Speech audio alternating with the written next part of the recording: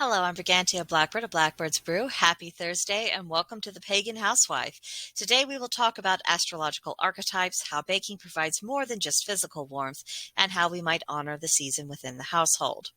So let's begin with the astrological big three. In astrology, the big three are in your natal chart are your sun sign, moon sign, and ascendant sign, sometimes called rising sign. To learn what your signs and the signs of the other members of the household are, there's a plethora of programs out there on the internet of free natal chart calculators. You can use any one of them. It will give you the information you need to know. Now, in the most basic terms, your sun sign is the outside, your moon sign is the inside, and your ascendant is what you project and how people perceive you, at least when they first know you. Now, each of these signs is associated with certain archetypes, and by knowing what archetypes are associated with the main placements of each member of the household, it creates a kind of shorthand for who you're dealing with, and it's another tool to help you understand yourself and others. This particularly helps you understand everyone's what I call their factory settings, the kind of energy that's just inherent in their very being, that's always going to be there. It's just a question of how that energy is going to be expressed and whether or not it evolves over time. Now, when we know that, it gives us more reasonable expectations about where there's wiggle room to negotiate with people and where there isn't, because there's no sense trying to get people to turn into something that they're not and that they could never be. This is even true of raising children. Children are born with a nature that needs to be nurtured. They are not complete blank slates. And a rudimentary understanding of the natal chart can be a very useful tool for parents and honestly for spouses. So you kind of remind yourself that they are as they are, and you need to deal with them accordingly. So let's talk about the warmth of baking now.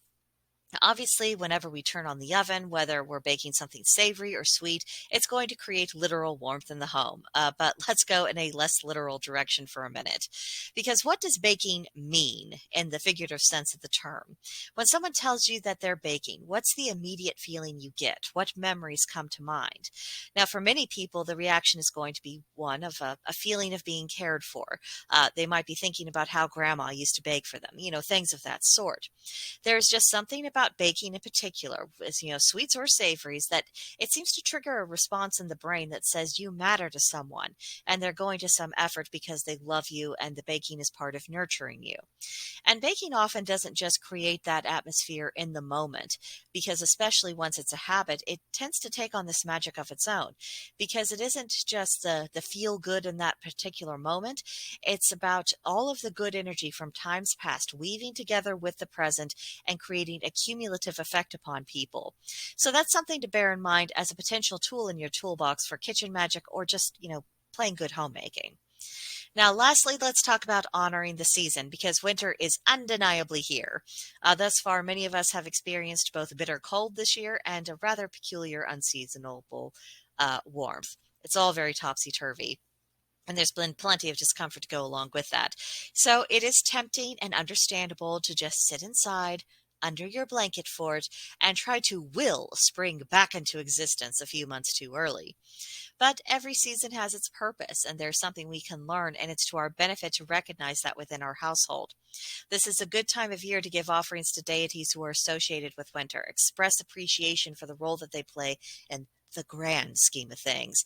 And as proof of that appreciation, we can stop fighting the nature of the season or griping about it, which is easier said than done, to be sure.